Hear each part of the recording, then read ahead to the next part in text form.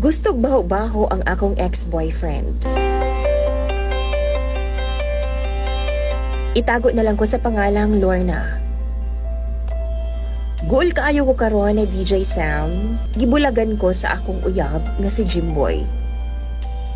9 months na mi ni Jimboy, ug open na mi sa ana-ana. Ganahan kaayo si Jimboy mo kit-kit sa akong simod sa iling DJ Sam. Kanang wa gyud limpyo-limpyo. Kanang bao-bao pagbulad. Mura pag naiuna sa ginamos. Gani, gusto niya kanang naadyo'y amoy gidaw. Gusto niya, dili manghugas kay original nga baho gyud ang iyang gusto. Mura siya og janitor fish, DJ Sam. Siya ang naga-general cleaning sa ako ang private part kumbaga during sa amo ang loving-loving.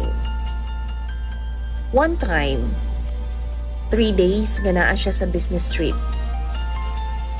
Og sa pag-uli niya, timing nga bag-o kong ligo. Humot, og presko kaayo ko ni adtong tungura DJ Sam. Pero kabalo ka, imbis nga malipay, iyahan naman noon kong gibulagan. Nasuko siya nako kay ako adang gihugasan. Na dapat daw, pasagdan ra nako nga manimaho kini kay maugi daw ang iyahang giganahan o giapas nako. Why baho? Wala daw siya gana sa kama, DJ Sam. Og tungod ni adto, gibiyaan ko niya og 1 week na wala na siya mibalik pa sa ako ang boarding house. Ni chat o di ba ka mag-call, wala gyud DJ Sam.